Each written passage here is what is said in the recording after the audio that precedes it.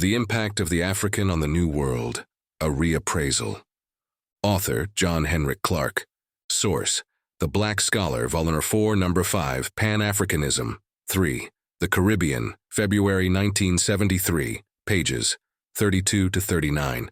Published by Paradigm Publishers. The Impact of the African on the New World, a Reappraisal.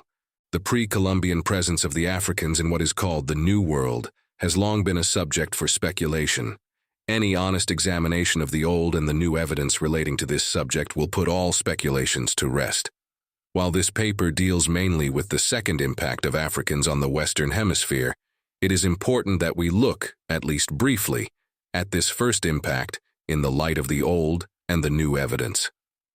The formal investigation into this subject was started in 1920 with the publication of Professor Leo Wiener's massive 3-volume work, Africa and the Discovery of America. In the first volume of this work, Professor Wiener shows that American archaeology, on both the Africans and the Indians, is built on sand and suppositions, and the chronology of culture development for both of these peoples is totally out of order.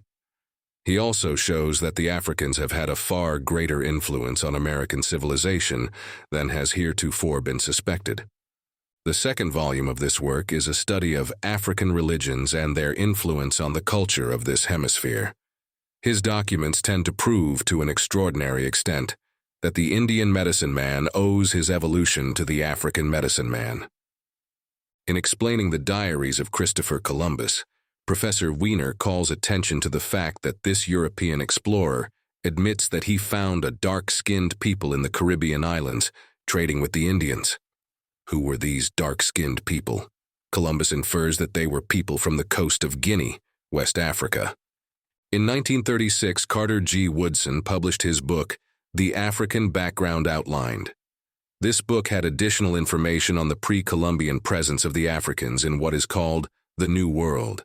Dr. Woodson's observations are that several authorities during this time believed that Africans discovered America long before the Europeans had any such dreams, for the Occident was all but in a state of savagery until awakened by contact with the more enlightened Orient during the Crusades. The early European explorers on the Isthmus of Darien found there in caves skulls which were identified as African. Students of ethnology observed also that the religion of the North and South American Indians is very much like that of the Africans. Professor Leo Wiener had previously made the same observation. In the language of the Indians, moreover, are discovered certain words which appeared originally in the language of the Africans, such as canoe, tobacco, and buckra. These, however, must not be confused with African words like goober, yam, banjo, and voodoo, which were later brought from Africa to America. The cultural and philological evidence to support the claim that Afrikaans on the West Coast rose to such a high level of culture and maritime skill is more apparent with each new book on the subject. The matter is out of the realm of pure speculation. It can now be said, with a high degree of certainty, that Africans braved the roaring waters of the high seas and established relationships with the Indians of the Americas well over 1,000 years ago, by John Henrik Clarke. In the article African Explorers of the New World, by Harold G. Lawrence, 1962, this statement is made. We can now positively state that the Mandingos of Mali and Songhai empires, and possibly other Africans, crossed the Atlantic to carry on trade with the Western Hemisphere Indians, and further succeeded in establishing colonies throughout the Americas. During the 13th century, Mali, the earliest of these two great empires, building on the ruins of ancient Ghana, rose to become one of the leading nations of the world. Professor Lawrence elaborates on these early African voyages to the West in the following statement. It is more important to note here that voyages across the Atlantic were resumed or continued during the reign of Askia. Proof of this is evidenced by the fact that Columbus was informed by some men, when he stopped at one of the Cape Verde Islands off the coast of Africa, that Negroes had been known to set out into the Atlantic from the Guinea coast in canoes loaded with merchandise and steering towards the west. The same Christopher Columbus was further informed by the Indians of Hispaniola when he arrived in the West Indies that they had been able to obtain gold from black men who had come from across the sea from the south and southeast. The dates of these accounts coincide precisely with the time that Askia the Great held sway over Songhai. It must also be added that Amerigo Vespucci, on his voyage to the Americas, witnessed these same black men out in the Atlantic returning to Africa. 15th and 16th century Spanish explorers and early American art, legends, and burials provide the principal sources of information on what happened to these African seamen after their arrival in the Americas. In effect, the Spanish conquistadores found dispersed all over the New World small tribes who were from the very first considered Negroes. The largest Negro colony appears to have been a permanent settlement at Darien, where Balboa saw them in 1513. American Indian legends abound with accounts of black men who came to them from far-off lands. Aside from the report that Columbus obtained at Hispaniola, a notable tale is recorded in the Peruvian traditions. They inform us of how black men coming from the east had been able to penetrate the Andes Mountains. Furthermore, Indian traditions of Mexico and Central America indicate that Negroes were among the first occupants of that territory. Some Indians there yet claim descent from these same blacks. In the magazine West Africa, for Saturday, June 7, 1969, there's an article by Basil Davidson with the title, Africans Before Columbus? In this article, we are told that Columbus and other early Europeans' arrivals in the Americas came back with quite a bit of evidence, suggestive but inconclusive, that black peoples from Africa had already reached these shores. Various writers have pointed from time to time, over the past 20 years and more, to the likely West African origins of the black explorers, notable of that tribe of Almamais who were said to have settled in Honduras. In two new books, Introduction to African Civilization by John G. Jackson and The Art of Terracotta Pottery in Pre-Columbian Central and South America by Alexander von Wuthenau, the last, and probably the most convincing evidence of the pre-Columbian presence of Africans in the New World, is contained. The book by von Wuthenau is heavily illustrated. His visual evidence leaves no room for debate. In order to understand the magnitude of the second African impact on the Americas, it is necessary that we look two ways, both at Europe and at Africa. The genesis of Africa's troubled years is in both places. Early in the 15th century, Europe began to recover from the wounds of the Middle Ages and the Crusades. European skill in shipbuilding had improved, and, in search of a food supply for their hungry population and for new worlds to conquer, Europeans began to venture beyond their shores. There are many reasons why the Europeans had not embarked upon worldwide exploration before this time. Their ships were small and unsafe for long sea journeys. Oars were sometimes used to propel these ships, and the outcome of all voyages depended largely on the wind. There were no good maps or instruments to guide sailors through unknown water. At that time, most Europeans were ignorant about the shape of the world, and some of them thought it was flat.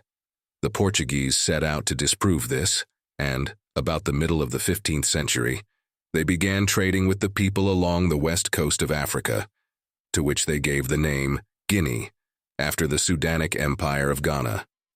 At first, they traded mainly in gold, but before long they began to take slaves also. Social and political unrest began to develop among some of the nations of West Africa, at the time Europe was regaining its strength and a degree of unity. The first Europeans to visit the west coast of Africa did not have to fight their way in. They came as guests and were treated as guests. Later, they decided to stay as conquerors and slave traders.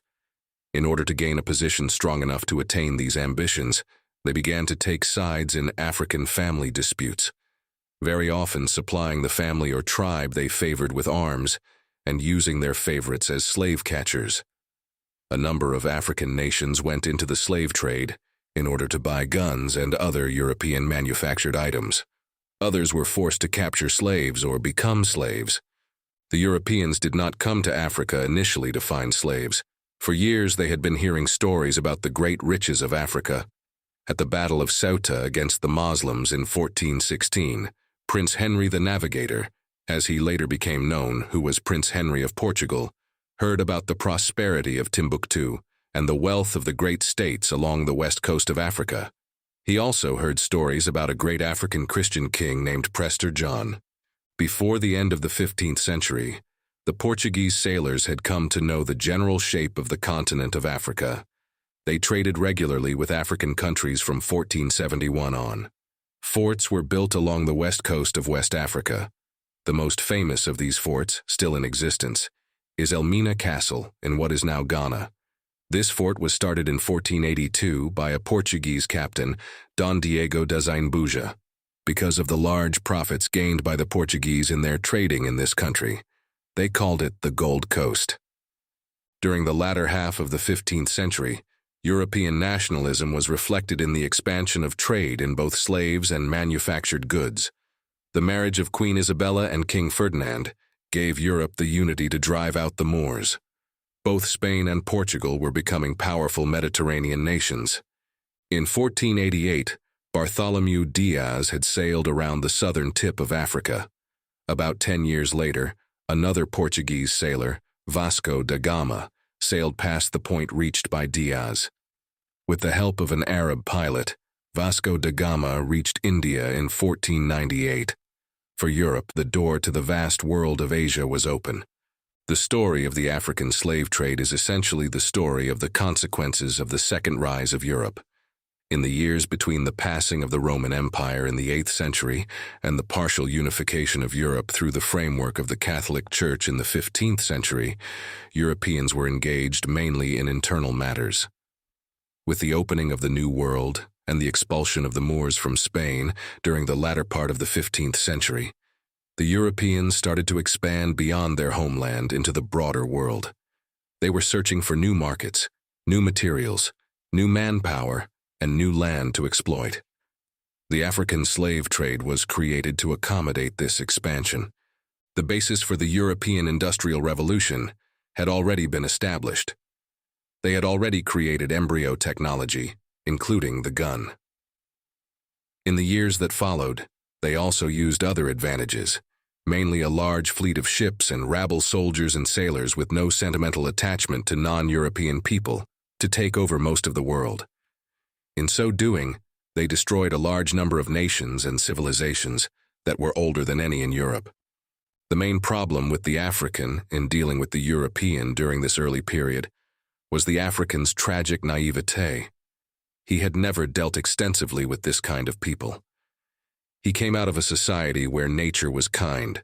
Nature furnished him enough food, enough land, enough of the basic things he needed to live a pretty good life. These old African societies were governed by honor and obligation. Land could neither be bought nor sold. There were no fights over the ownership of land.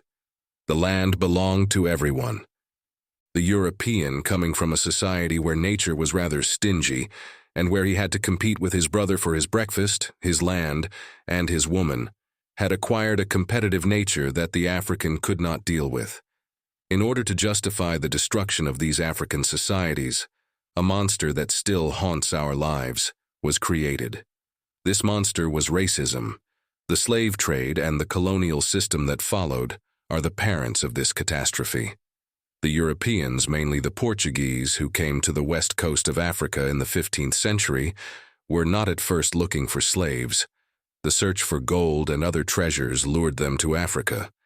They did not have to fight their way into the continent. They came as guests and were treated as guests. Then they grew strong, decided to be conquerors, and turned on their hosts.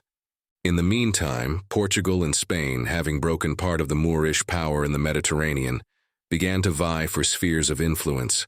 As good Catholic nations, they went to the Pope to settle a dispute. And the Pope told them, in essence, you take the East and you take the West. Spain began to gravitate toward the West and Portugal toward the East.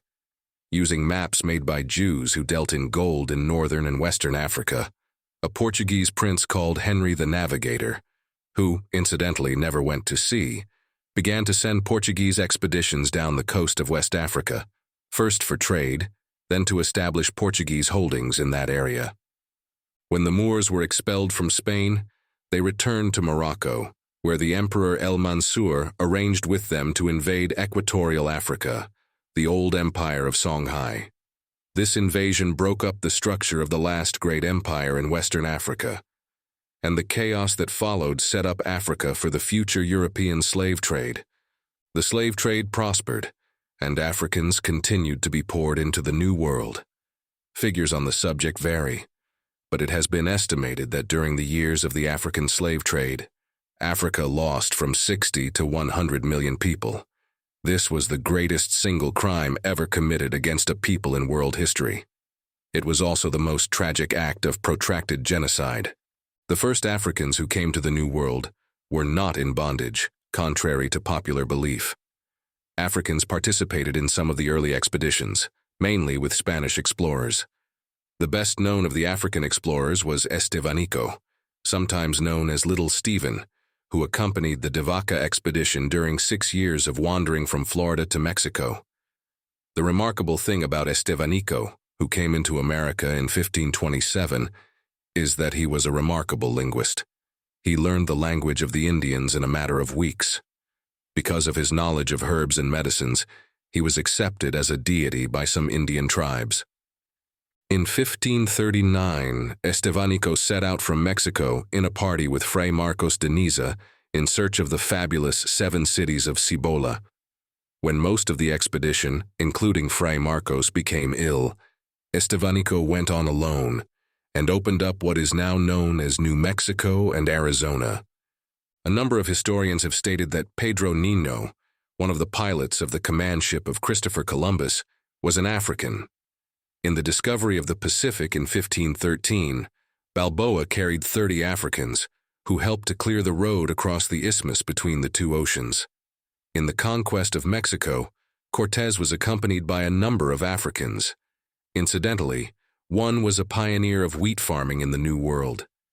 In the exploration of Guatemala, Chile, Peru, and Venezuela, Africans arrived nearly 100 years before they reappeared as slaves in Jamestown, Virginia, in 1619.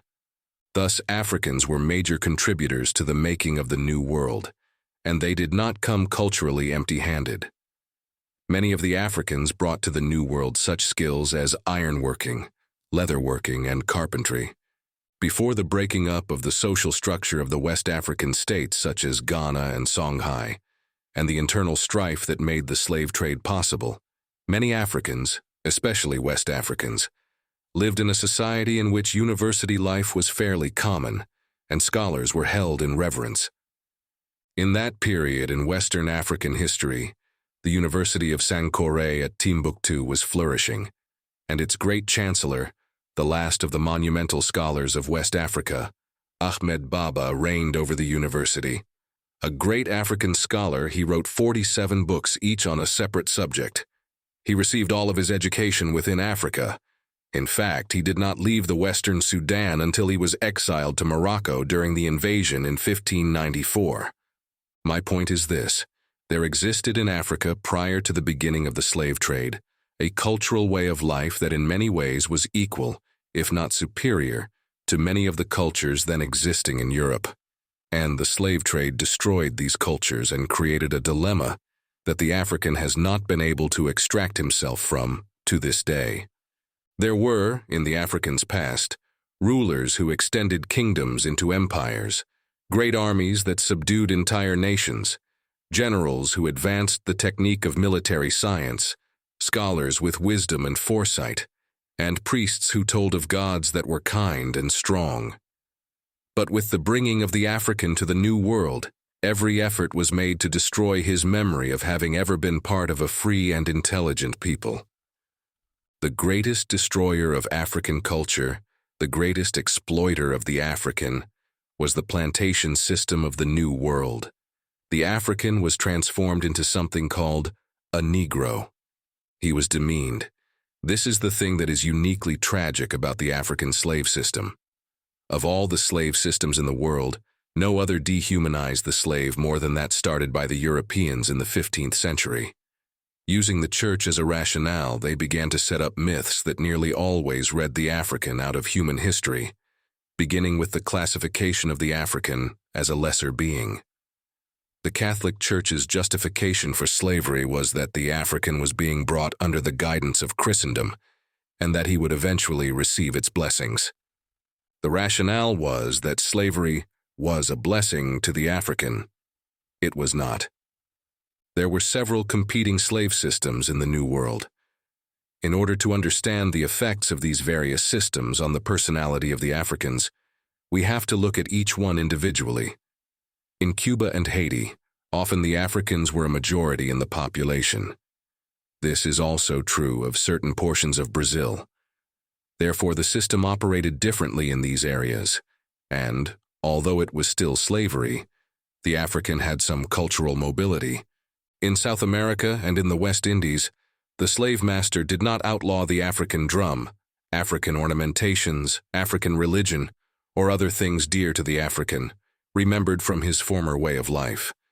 This permitted a form of cultural continuity among the slaves in the West Indies, Cuba, and South America that did not exist in the United States. In the Portuguese area, in the West Indies, and often in South America, the plantation owner would buy a shipload or half a shipload of slaves. These slaves usually came from the same areas in Africa, and they naturally spoke the same language and had the same basic culture. Families, in the main, were kept together. If a slave on an island was sold to a plantation owner at the other end of the island, he could still walk to see his relatives. This made for a form of cultural continuity among the slaves in South America, Cuba, and Haiti that later made their revolts more successful than revolts in the United States. In the United States, in the fight to destroy every element of culture of the slaves, the system was cruel. No other system did so much to demean the personality of the slave, to deny his personality, or to ruthlessly sell family members away from each other. The American slave system operated almost like the American brokerage system. If a person bought 20 slaves at the beginning of the week and found himself short of cash at the end of the week, he might, if the price was right, sell 10. These 10 might be resold within a few days. The family, the most meaningful entity in African life, was systematically and deliberately destroyed.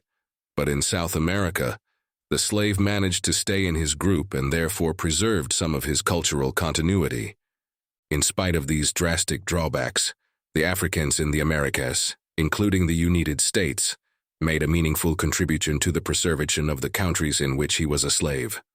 Another neglected aspect of the African in the New World is the role of the African women. Comparatively few white women were brought into the New World during the first 100 years. Many families of the New World originated from cohabitation between the white slave master and the African woman. Later, this same slave master, especially in the United States, made and supported laws forbidding his own child to have an education or sit beside him on public transportation. In Haiti, the African woman sometimes had kind of semi-legal status. In South America, especially in Brazil, sometimes the white slave master married the African woman, and she became a free person. These free African women in South America began to maneuver their husbands in an attempt to lessen the harshness of the slave system. In the United States, however, there could be no such maneuver. Haiti and Cuba during this early period were dominated by their mother countries. Wars were started within these countries to liberate them from their European masters. Africans made a meaningful contribution toward the early liberation of Cuba, Haiti, and other areas of South America. They fought with Simon Bolivar for the freedom of South America, and fought valiantly to free Haiti from the domination of the French. In the United States, especially in the American Revolution, the African slave often took the place of a white person who decided that he did not want to fight, and fought with the promise that he would get freedom afterward.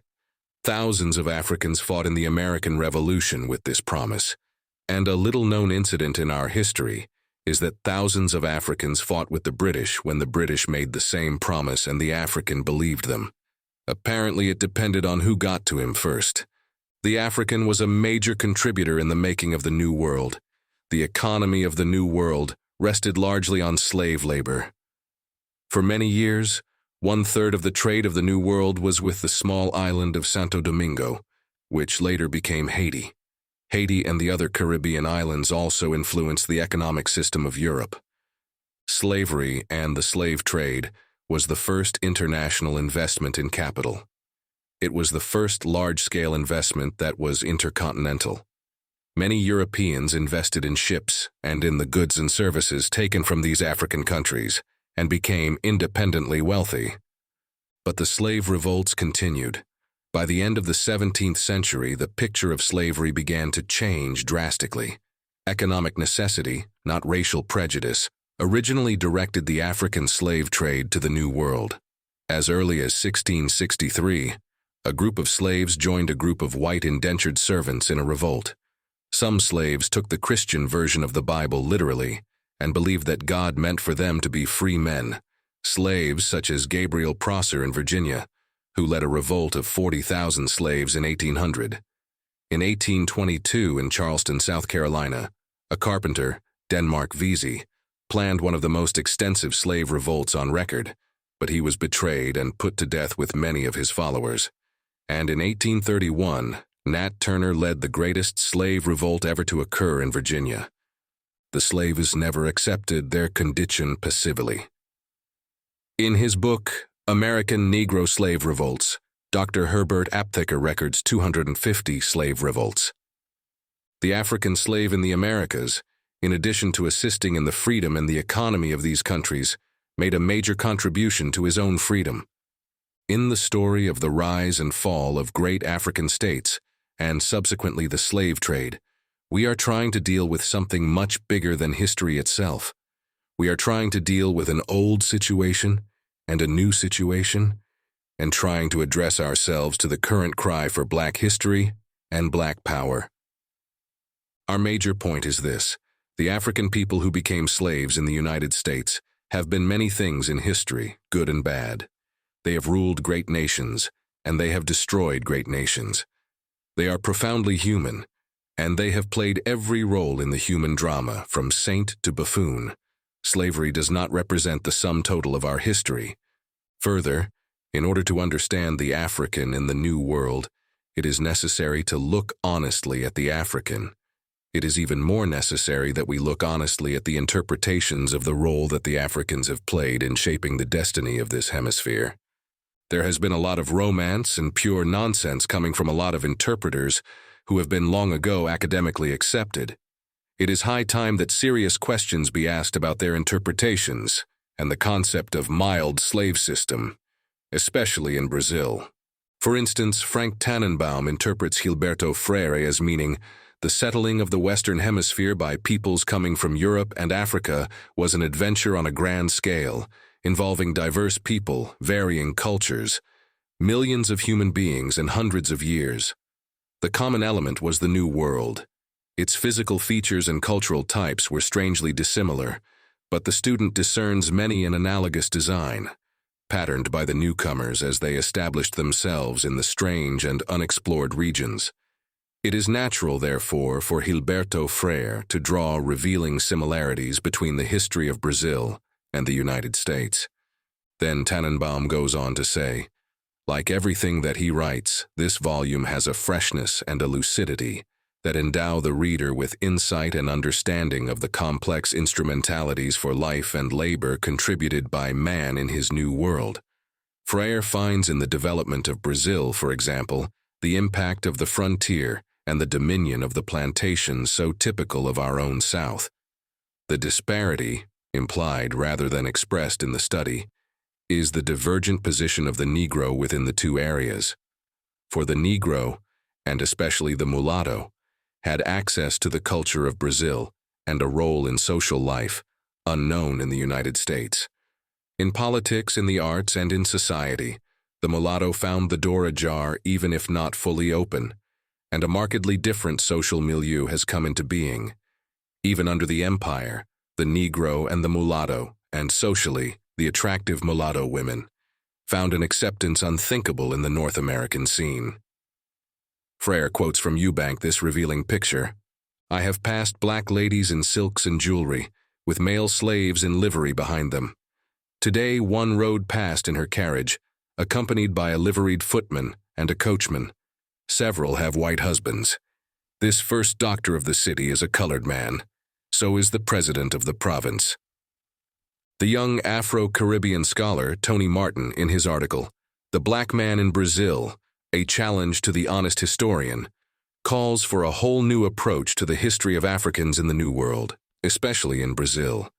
He opens his article by saying, "A lot of rewriting of black history will have to be done over the next few years if a true picture of the black man's experience in the New World is ever to emerge.